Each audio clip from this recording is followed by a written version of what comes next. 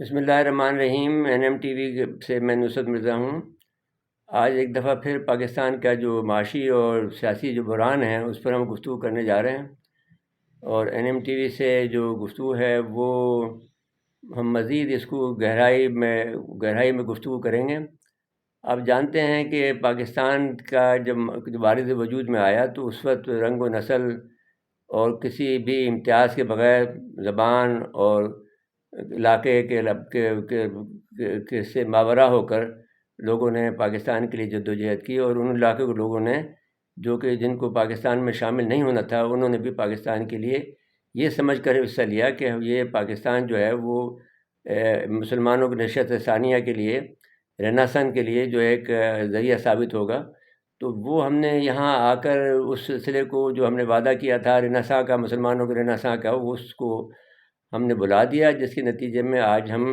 کیونکہ ہم صرف انورڈ لوکنگ رہ گئے ہیں اور آؤٹ ورڈ لوکنگ نہیں رہے ہیں،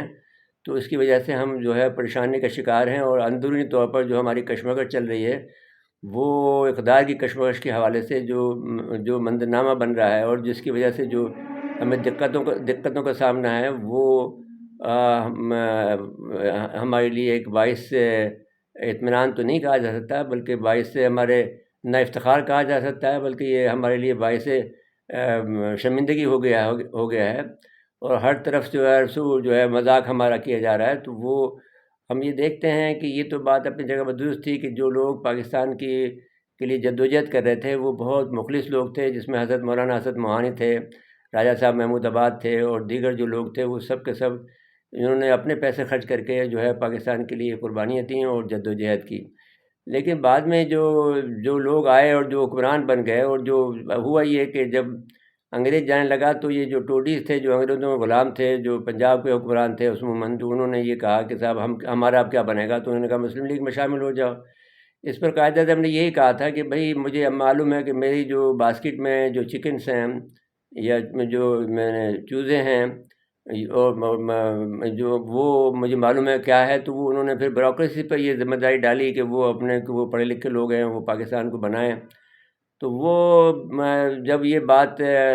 پتہ لگ گئی سیاستدانوں کو، تو سر انہوں نے بیوروکریسی کو جو ہے وہ تختہ مشق بنا دیا، ان کو نشانہ بنایا، ان کے اوپر طرح طرح کے الزامات گھڑے، اور پھر آخر میں ان کو بے اثر کر دیا۔ ظاہر ہے کہ ان کے پاس کوئی تنظیم تو نہیں تھی وہ، اور ساتھ ساتھ میں جو سیاستدان تھے وہ جو محب وطن سیاستدان تھے، جنہوں نے پاکستان کی جدوجہد میں حصہ لیا، وہ مایوس ہوئے، اور جو سرزمین میں جو لوگ موجود تھے، جو کہ خصوصاً پنجاب میں، انہوں نے جو ہے جو کچھ کیا، اس کے نتیجے آج ہم بھگت رہے ہیں، اور ہم دیکھتے ہیں کہ وہ جذبے موجود نہیں ہیں جو کہ پاکستان بنانے کے وقت تھے۔ اور البتہ یہ ضرور ہوا کہ ہم نے جب جو معاملات ہوئے 65 کی وار ہوئی ہے، جس میں کہ 65 کی وار تو ہم یہ کہہ سکتے ہیں شرح صدر سے کہ وہ امریکہ نے کرائی تھی ہمارے دونوں کے درمیان میں، کیونکہ پاکستان نے جو ترقی کی تھی، ریبر 1 اور ریبر 2 کا جو میں نے راکٹ چھوڑا تھا آسمان پر، اس وقت خطے کے اندر، پورے ایشیا کے اندر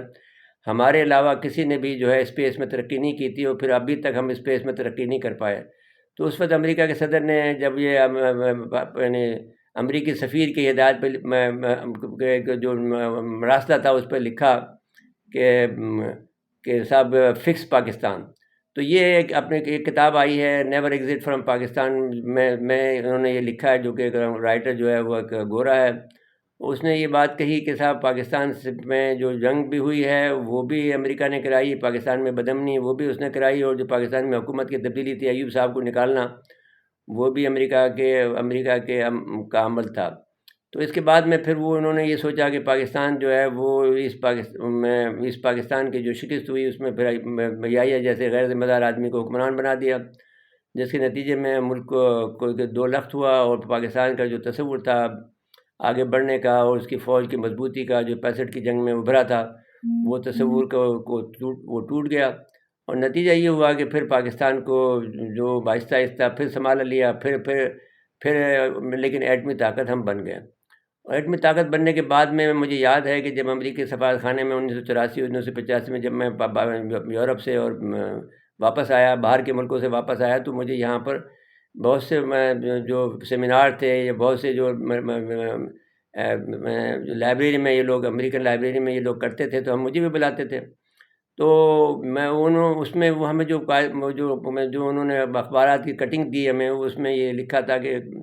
جو ہے گرین کریسنٹ جو ہے نام کا جو ہے اس کو دائرہ بنایا، جو مراکش سے لے کر اور وہ انڈونیشیا تک کا کہا کہ یہ مسلمانوں کا ایک خطہ ہوگا، اور جس کے اندر یہ پاکستان ایٹمی طاقت ہوگا، ان کو ایٹمی چھتری فراہم کرے گا، اور سو اینڈ سو. تو کوئی 20 کے قریب آرٹیکل تھے، اس پر ہم نے آرٹیکل بھی لکھے. لیکن ہمیں یہ اس وقت 1984 میں یہ معلوم نہیں تھا کہ ہم ایٹمی طاقت بن چکے ہیں، کیونکہ اس وقت ہم نئے نئے یہاں آئے تھے، اور ہمیں ان کے پاکستان کے جو حالات کے بارے میں پتہ نہیں تھا.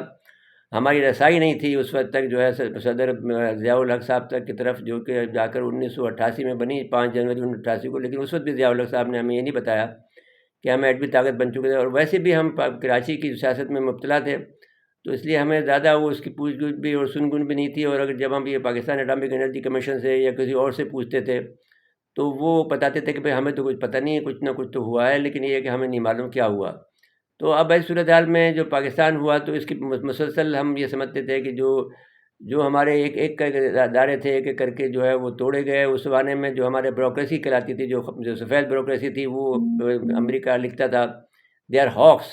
ایوب کے زمانے کے اندر، کہ وہ ہر ایک آدمی کام کر رہا تھا، جو کہ بہت بہترین کام کر رہا تھا. تو اب میں صورتحال یہ دیکھتا ہوں کہ اب سوال یہ پیدا ہوتا ہے، جو بحث کا زیر موضوع ہے کہ پاکستان کا استحکام کیسے ہو، تو وہ ہمیں کسی نہ کسی صورت میں کرنا پڑے گا. اب یہ فوج کو بھی آنا پڑے گا، جج حضرات کو بھی اپنا حصہ ڈالنا پڑے گا، سیاستدانوں کو بھی اپنا حصہ ڈالنا پڑے گا، اور یہ کوشش جو ہے یہ کرنی پڑے گی کہ پاکستان جو ہے ایک دفعہ پھر ایک طاقتور ملک کے طور پر ابھرے اور ایک سنبھل جائے، جو کہ ابھی تک سنبھلا نہیں ہے. اور صورتحال بگڑ رہی ہے روز بروز. اس کو سدھارنے کی ضرورت ہے، پاکستان کو مستحکم کرنے کی ضرورت ہے، پاکستان میں استحکام لانے کی ضرورت ہے. اس میں ہمیں اچھے بیوروکریٹ چاہیے، ہمیں ایک اچھے جو سیاستدان چاہیے، جو ملک کے صورتحال ہے اس کو بہتر بنانے کے لیے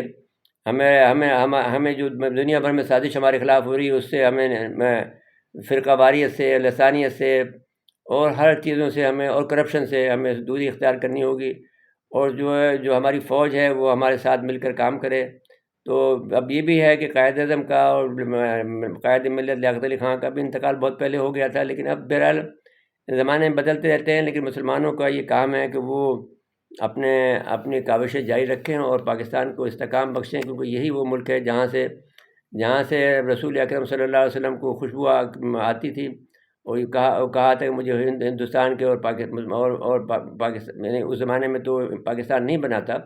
تو وہ کہتے تھے کہ ہند سے مجھے جو ہے وہ جو اچھائی کی خبر ملتی ہے، جس میں افغانستان بھی شامل ہے، ایران بھی شامل ہے. تو یہ سارے علاقوں سے انشاءاللہ خیر ہوگی کسی نہ کسی وقت میں، اور اس کے لیے ہمیں تیاری کرنی چاہیے. دوسری بات میں اہم کرنا چاہتا ہوں کہ یہ پاکستان جو ہے وہ یہ تا قیامت قیام رہے گا انشاءاللہ تعالیٰ. یہ زیر و بم تو آئیں گے، لیکن بالآخر ہم اس میں کامیاب ہو جائیں گے، اور ہم پاکستان کو جو ہے ترقی کے راستے پہ گامزن کر دیں گے، اور ایک بڑا طاقتور ملک بنا لیں گے وقت کے ساتھ ساتھ میں. اور یہ اللہ کی رضا اس میں شامل ہوگی تو ہم بن سکیں گے. ناظرین کرام، میں سمجھتا ہوں کہ اس کے لیے کاوشیں ہمیں جاری رکھنی چاہیے. اور میں سمجھتا یہ ہوں کہ یہ اس مہینہ جو ہے، جو مارچ کا مہینہ ہے، اس کے اندر ہمیں کوئی نہ کوئی بہتری کے سب اسباب شروع ہو جائیں گے. اور یہ بھی کہا جا رہا ہے کہ تیسری عالمی جنگ کے جو جون میں اثرات اس کے نظر آنا شروع ہو جائیں گے، اگرچہ وہ ابھی سے آ گئے ہیں. یوکرین کی جنگ میں کوئی بھی ایک شعلہ جو ہے وہ 90 سیکنڈ کے اندر پوری دنیا کو آگ کے لپیٹ میں لے سکتا ہے اور تباہ برباد کر سکتا ہے. تو بہرحال اب میں نے تیسری عالمی جنگ کے امکانات تو موجود ہیں، لیکن اس میں یہ بھی ایک بات کلیئر موجود ہے کہ رسول اکرم صلی اللہ علیہ وسلم نے فرمایا کہ مسلمان فاتح ہوں گے، اور جو ہندوستان پر بھی ان کا قبضہ ہوگا، اور یہ 40 سال کا دورانیہ ہوگا جس پر ہم وہاں پر حکمرانی کریں گے انشاءاللہ تعالی. ناظرین کرام، اس کے بعد اجازت لیتے ہیں. اللہ حافظ.